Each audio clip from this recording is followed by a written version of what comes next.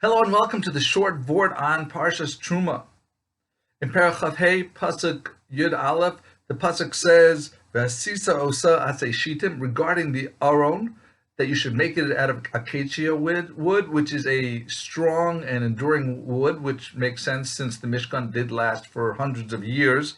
V'sipisa osa zahav tahor, you should cover it with pure gold. Bais Halevi, inside and outside, you should cover it with that gold.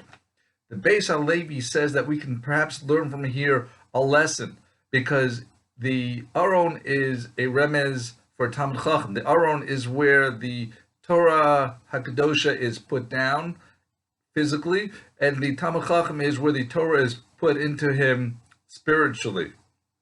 And people often make the mistake when regarding supporting the Talmidei Chachamim, how to treat them. They think maybe it's enough if I give them enough food that they can set aside time to learn Torah on a regular basis, and they'll have a roof over their heads. It doesn't have to be anything fancy. So the reality is that they should have beyond that you should treat the Talmidei Chachamim with respect, beyond providing them for financial basics. It should be beyond that. It should be B'tzipisa osam mibayis, it should be mibayis mibachutz, that inside and outside, whether it's inside for their food and for their housing, that it should be nice, but that's not enough. It's also got to be mibachutz, outside, when it comes to being the kavadik representative of the people as well as themselves and the Torah. And for the people who are a little concerned, if we go a little bit about supporting Torah, if we go a little bit further, two pasukim later in Pasuk Yud Gimel, it says, "V'asisa bade atzei shitim v'tzipisa osam zahav." You should have the staves or the poles that are also made of acacia wood, and you should cover them with gold.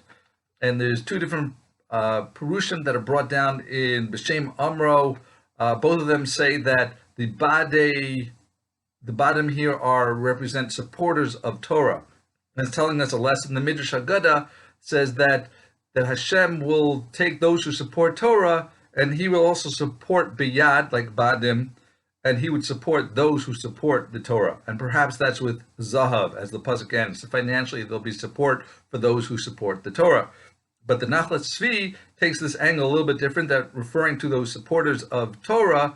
So in this pasuk, in pasuk Yud Gimel, it doesn't say to cover them with zahav tahar like it does by the aron. It only says sipisa osam zahav. You should cover them with gold. That's telling us a lesson that while yes, by the Talmidei Chacham, he's got to be tochel kaboro, inside and outside, he's got to be pure all the way through. When you come into supporting, you don't have to hold yourself to that high a standard. You just got to be tahar. You can't do various sins, of course, but it doesn't have to be on the same 100% purification level that the tzaddik that they're supporting is at. Thank you for listening. Have a wonderful week and a wonderful Shabbos and a wonderful